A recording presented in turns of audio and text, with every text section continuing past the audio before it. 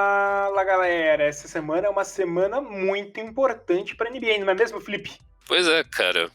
Muitas perspectivas de mudança aí para alguns times, não sei se muito grandes, mas É a semana, Felipe, que entram as novas promessas da NBA, cara. O início, um novo, que não é o partido, graças a Deus, mas o início de uma nova jornada para muitos times e muitos jogadores, cara. É o draft da NBA, cara. Draft da NBA.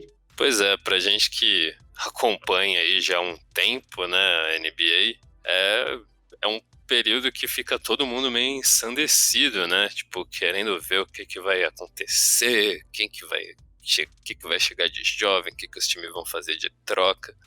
Só que o draft ele pode ser um pouco desconhecido, um pouco até às vezes complexo para quem tá começando a acompanhar agora. Cara, eu diria que muitas coisas até a gente não deve saber. Porque quando você começa a acompanhar a NBA, você meio que vai no flow, você vai no ritmo, você vai na onda. Você vai tentando entender o que tá acontecendo ali pelo contexto, mas tem muita coisa que até a gente que cobra NBA, a gente não sabe, né, cara? Pois é, até porque, até adiantando um pouquinho, o draft ele envolve jogadores que ainda muitas vezes não são profissionais, né? A maioria deles acaba não sendo profissional. E aí, tipo, é o basquete universitário norte-americano, ou começa bem antes na história desses garotos, quando eles estão ainda no ensino médio, fundamental, essas coisas. Então, tipo, como a gente acaba cobrindo só a NBA e acaba se atentando mais à NBA, que a gente é ser humano, não dá pra ficar fazendo tudo, realmente não dá pra manjar absolutamente tudo sobre draft, né? Mas espera aí, Felipe. A gente tem uma solução pra isso. A gente meio que veio fazer um episódio que é uma introdução pra quem não sabe o que é o draft da NBA. Nesse episódio, a gente explica tudo sobre o draft da NBA, Felipe. Tudo? Tudo. Tudo! Tudo. Quem ouvir isso vai sair sabendo tudo sobre o draft da NBA. Com certeza. Pelo menos com uma ideia muito melhor e muito mais definida para um negócio que tá na janela, tá batendo na porta. Exatamente. E você vai poder chegar no seu amigo naquele hangouts pelo Zoom, porque é melhor não se reunir tanto pessoalmente assim, mas falando assim, cara, eu sei o que é o draft da NBA. Você vai ser o cara mais popular da sua turma. É, vamos acreditar que sim, né? Vamos acreditar. Bom, bora lá. O draft. Seja no basquete, seja no futebol americano, seja no beisebol, até na MLS, a liga de futebol, futebol com os pés, norte-americano, dos Estados Unidos. O draft é um processo muito popular e consolidado nos Estados Unidos. Mas vamos lá para a conceituação básica. O que é o draft da NBA? Que melhor, o que é um draft? O draft, na verdade, ele é um termo que ele é amplamente utilizado no alistamento militar dos Estados Unidos, Felipe. E mesmo desde antes de existirem os campeonatos profissionais de basquete ou de outros esportes, ele era um termo bem militar. Ele essencialmente se refere à seleção de um grupo de indivíduos para compor alguma das frentes das forças armadas do país. Por isso é muito comum você ouvir frases como "He was drafted to Marines", ou o que ele quer dizer, ele foi escolhido para entrar na Marinha. A aplicação do esporte não é tão diferente disso. O draft se refere à escolha dos principais jovens jogadores que se tornarão profissionais nas principais ligas norte-americanas. E o motivo desse processo existir é muito relevante para o bom funcionamento dos torneios. No nosso caso, a gente fala da NBA, Felipe. Isso aí, isso aí. Os Estados Unidos, né, é um país muito grande e com muitas franquias espalhadas por todo o seu território, incluindo também uma franquia no Canadá, que é o Toronto Raptors, com 30 times em 30 cidades diferentes, talvez exceto pelo Los Angeles Clippers e Lakers que estão em Los Angeles.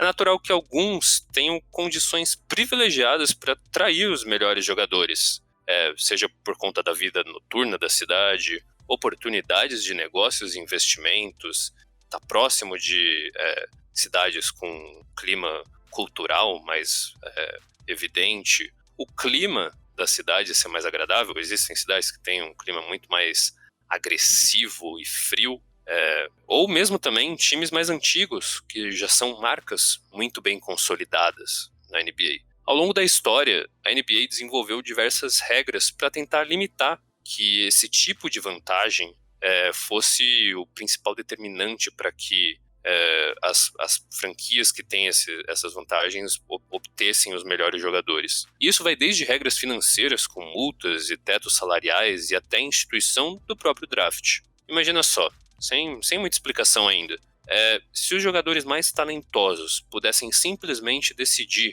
indiscriminadamente para onde eles iriam, sem limitações ou sacrifícios em relação aos ganhos, a gente teria anos e anos sempre com os mesmos times sendo competitivos e com os melhores talentos e chegando às finais, enquanto os demais ficariam num limbo de desenvolvimento, sem conseguir fortalecer os seus elencos, devido às questões que eu citei logo anteriormente, e sem conquistas também para atrair os cidadãos de suas cidades e gerar atenção e mais mídia para suas marcas, gerar mais renda.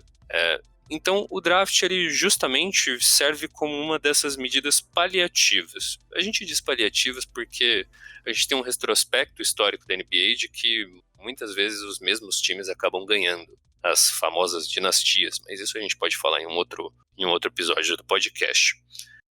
Para impedir que os talentosos jovens jogadores das novas gerações que vão entrar na liga para liderar as eras futuras se concentrem sempre nos mesmos times e alimentem esse ciclo nocivo de contra a competitividade, os times que tiverem a pior campanha, o pior desempenho na temporada, têm chances aumentadas para conseguir esses jovens. E assim, talvez, virar a mesa, mudar a situação da sua história. Agora, para entender como que isso funciona, como que é feito esse draft, como que é feito essa medida paliativa, como que é feita essa virada de mesa, vamos aos detalhes mais técnicos. O draft da NBA acontece em 2 rodadas de 30 escolhas. Naturalmente, os principais jogadores costumam sair logo nas primeiras posições da primeira rodada, enquanto as mais baixas, feitas no final da primeira e durante a segunda rodada, são apostas mais incertas para cobrir necessidades ou simplesmente apostar em um determinado jogador que ninguém está apostando. Basicamente, cada time tem 2 escolhas a cada ano, uma na primeira e outra na segunda.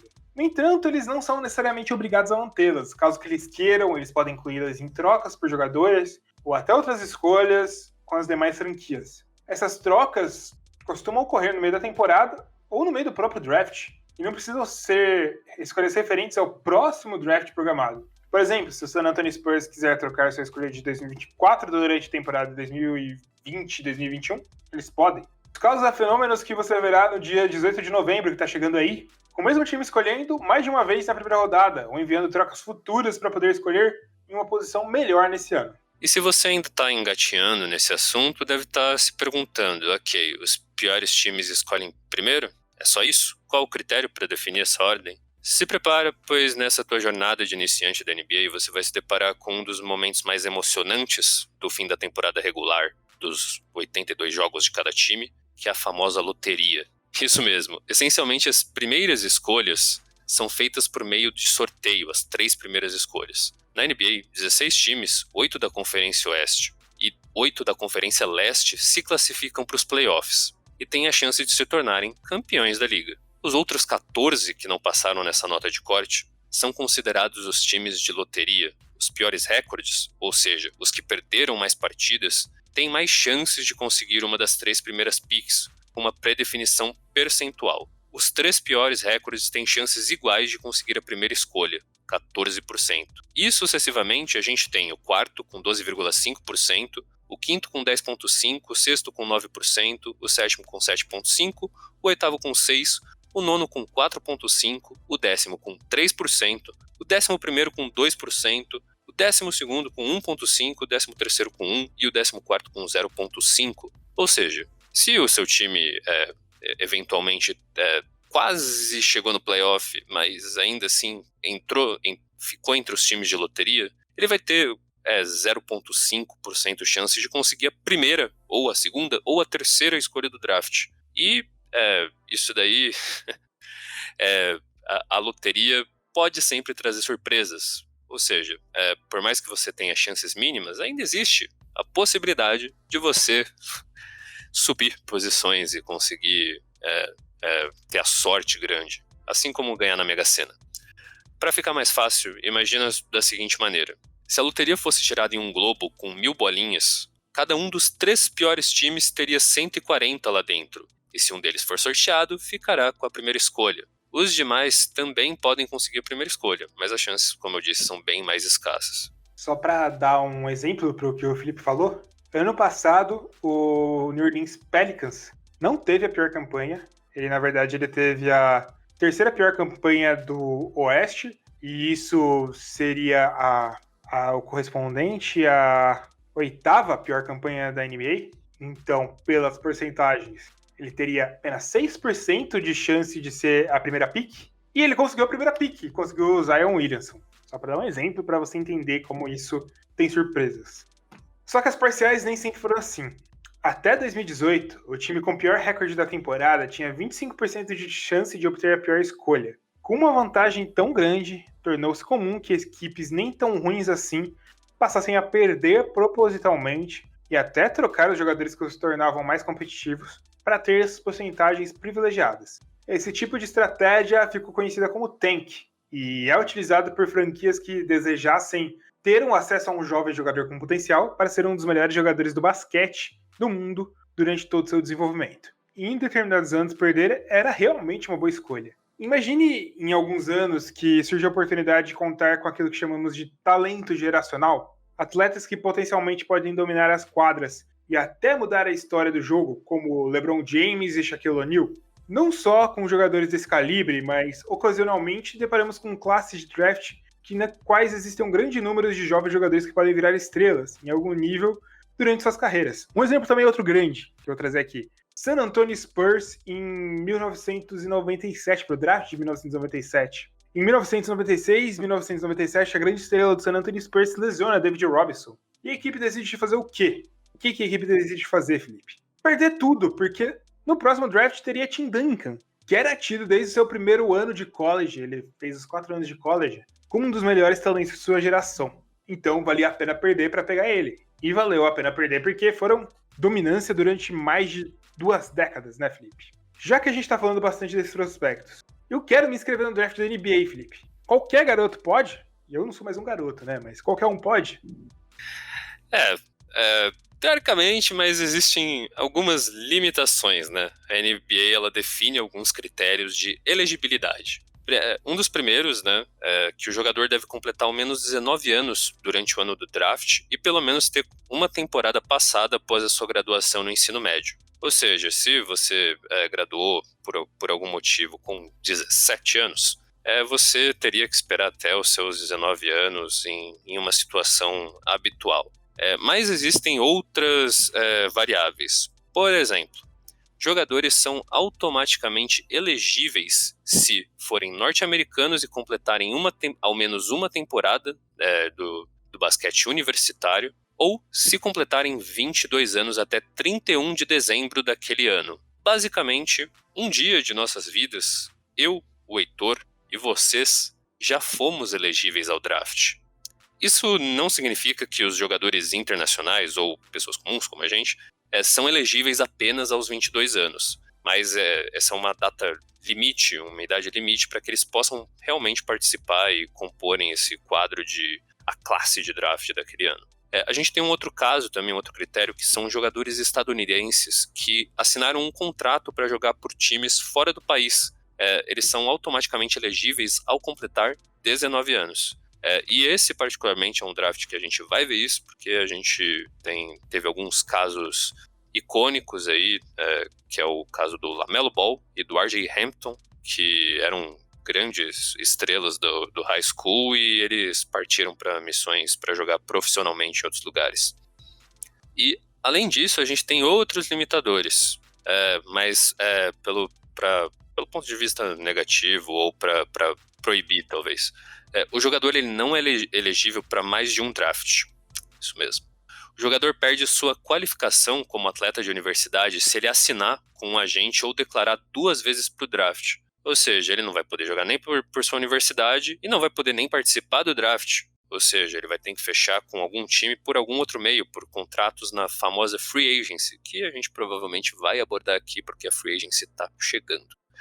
O jogador deve declarar para o draft com 60 dias de antecedência. Tem mais uma regra, Felipe, que vale ser ressaltada, que acima de 22 anos, um jogador pode entrar no draft se ele acabou de concluir a universidade nos Estados Unidos. E tem casos de jogadores que entram bem mais velhos na NBA. Eu acho que, se eu não me engano, o Buddy Hield entrou mais velho e o Malcolm Brogdon entrou mais velho também. Sim, historicamente a gente tem alguns exemplos. Você falou do próprio Tim Duncan, né? Ele ainda era novo, teoricamente, mas ele completou também a sua universidade, né? Essas regras servem para que esses jovens consigam criar estratégias para sua elegibilidade. Por exemplo, todos os anos a gente tem os jogadores que são enquadrados como one and done, ou seja, eles ficam apenas um ano, uma temporada obrigatória na universidade e vão para o draft. Normalmente são aqueles jogadores que são vistos desde cedo como potenciais estrelas da NBA, bem avaliados pelos olheiros. Se uma classe for recheada de muitos talentos, o jovem pode ficar por mais uma temporada ou até retirar sua declaração no draft para participar de outro menos competitivo, e assim ser escolhido em posições mais altas. E ser escolhido em posições mais altas tem o seu valor. Não só simbólico, mas financeiro. Os draftados têm faixas salariais pré-definidas, de acordo com as posições que forem escolhidos. Chegarem no comum acordo com seus times para honrar esses contratos, terão um contrato de 2 anos e outros 2 nos quais os times têm uma cláusula chamada team option, que permite escolher se mantém o jovem ou não. Por exemplo, para os calouros que forem escolhidos no próximo draft, eles terão o seguinte salário. Na primeira pick, eles terão 8 milhões de dólares. Na segunda, serão 7 milhões de dólares. Na terceira, serão 6,5 milhões de dólares. Na quarta, serão 5,8 milhões de dólares. Na quinta, 5,3 milhões de dólares. E assim vai indo até o fim da loteria, que serão 2,8 milhões de dólares. Felipe, como que os times, tendo todas essas regras, decidem qual jogador que eles vão pegar? Pois é, cara, a gente tem sempre as variáveis, né? Esses jogadores, principalmente hoje em dia, eles são acompanhados massivamente desde o ensino fundamental, cara. Inclusive, até se criou meio que uma cultura de transmissões e viralizações de vídeos de jogadores enquanto eles estão no high school. Então, tipo, esses caras, eles já são acompanhados como fenômenos da mídia há muito tempo, desde que eles ainda estão aprendendo vários fundamentos ainda do basquete. E justamente, né, nessa jornada desses jogadores também entra o papel dos olheiros da NBA, para eles olharem, tá, vamos ficar olhando aí quem que vai ser o melhor prospecto daqui a tantos anos, em que momento ele pode se declarar. E até dessa forma os times acabam montando as estratégias para trocar as suas piques ou para até avaliar, tá, em determinada temporada eu tenho que fazer um esforço para ter aquela escolha, seja às vezes perdendo, porque o tanque não é algo que morreu, né, apesar da equiparação das porcentagens, mas ou seja também trocando em algum momento, mandando jogadores valiosos para conseguir piques altos. Então, tipo, mas isso não necessariamente garante que esses times e até que esses grandes jogadores, grandes talentos vão vingar na NBA, né, Heitor? Existem aqueles casos daqueles jogadores que a gente chama de busts, né, Felipe? São aqueles jogadores que todo mundo imaginava que pudesse virar muita coisa, são escolhas altas, mas que não viram nem jogadores competitivos a nível de NBA. Acho que o primeiro nome que vem à cabeça é Anthony Bennett, no Cleveland Cavaliers, sendo escolhido na primeira escolha de 2013. A gente tem também outros jogadores. A gente pode dizer que Andrea Bargnani é um bust também, porque não foi tudo isso que imaginava. Kwame Brown foi um bust também. O problema é que muitas vezes a gente coloca jogadores com a carimbo de bust, mas eles demoram para deslanchar na NBA, então cada caso é um caso, né? Tem que esperar muito acontecer. Tem jogador que não se adapta bem à NBA, tem jogador que demora para se adaptar à NBA, tem jogador que demora para se adaptar à NBA e vale a pena depois que se adapta. Então, cada caso é um caso. Não, é exatamente isso. Tem até alguns casos famosos. Acho que um dos mais notáveis é o do Tyson Chandler, que ele entrou como um grande prospecto para a NBA, não vingou nas suas primeiras temporadas e se transformou num grande jogador, num jogador expressivo um pouco mais tarde na carreira. Então, basicamente, tipo, você tem análises com base no desempenho desses caras no passado. Você tem alguns critérios que são utilizados também por times, tipo, em frentes que esses caras podem desenvolver. Esse cara, tipo, ele tem aspectos do desenvolvimento cedo dele, da criação de fundamentos e da mecânica de dribles e chutes, que pode fazer dele virar um jogador relevante na NBA. Exatamente, a gente tem, casos de quando um jogador dá certo. Por exemplo, Giannis Antetokounmpo, todo mundo queria um novo Giannis Antetokounmpo. Porzingis, todo mundo queria um novo Porzingis. Luka Doncic, todo mundo vai criar um novo Luka Doncic. Então são jogadores que podem não fazer sentido a princípio, mas são procurados jogadores parecidos com ele, né? Pois é, e em certos momentos, por exemplo, quando você está acompanhando a NBA mais recentemente agora, está descobrindo grandes jogadores e vai olhar drafts passados e vai ver que, vários desses jogadores que vão um dia estar no Hall da Fama do basquete foram escolhidos depois que alguns caras que nem estão mais na liga, acho que o maior exemplo é o Greg Oden, que foi escolhido antes do Kevin Durant. Naquela época, foi uma escolha plausível pegar o Greg Oden naquela posição, porque você tinha todo esse histórico de análise, de perspectiva de desenvolvimento físico, o quão pronto aquele jogador estava para entrar na NBA também no seu desenvolvimento físico. E tem algumas variáveis que acabam implicando também para ele não dar certo, né? Lesões, adaptabilidade ao jogo. Tem jogadores que realmente não conseguem fazer a mesma coisa que eles faziam nos seus tempos de high school, porque a competitividade, o atleticismo é completamente diferente. E tem jogadores também que não funcionam em determinados times. Eu lembro do Oladipo. O Oladipo não funcionou tão bem no Orlando Magic, não funcionou tão bem no OKC e estourou no Indiana Pacers. Então, cada caso é um caso, né, Felipe? É exatamente isso. Com certeza. E tem um fato também que a gente comentou antes aí, que é o caso de drafts que são recheados de outros, de grandes jogadores, de jogadores que têm uma perspectiva de desenvolvimento muito grande, e tem alguns que não são. Para você que deve estar acompanhando, esse draft que vai ter em 2020 agora, é um draft que é avaliado como um draft que não tem tanta profundidade, que não tem tantos jogadores que a gente vislumbra que podem se desenvolver em All-Stars, em jogadores de Hall da Fama, em campeões, coisas do tipo. E isso acaba influenciando também no peso das estratégias do time.